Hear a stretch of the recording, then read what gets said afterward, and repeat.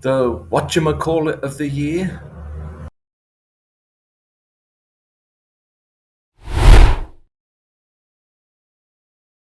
I was in two minds about whether or not to address this issue today. I didn't want to be seen to be just jumping on the bandwagon, but it's hard to not say something about it. And the subject, of course, is the Time Person of the Year for 2023.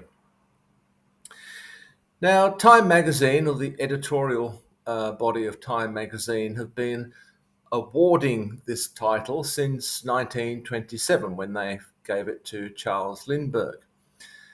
And the criteria for being named the Person of the Year are as follows: the person or persons who most affected the news and our lives for good or ill and embodied what was important about the year. So it's important to notice that it's for good or ill. And so therefore it's kind of morally neutral.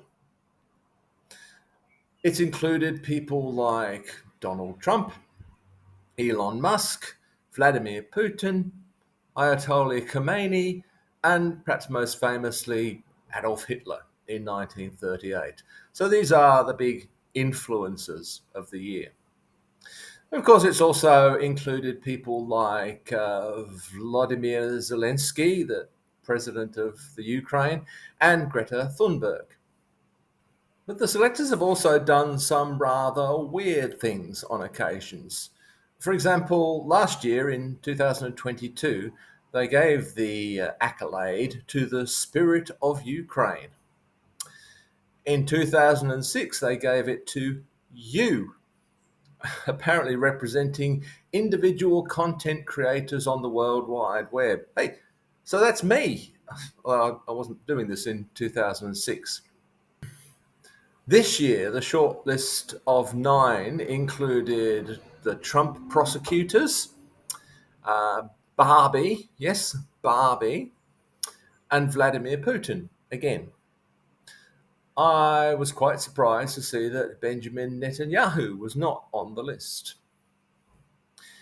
Clearly, the Time editorial board has a very fluid concept of person.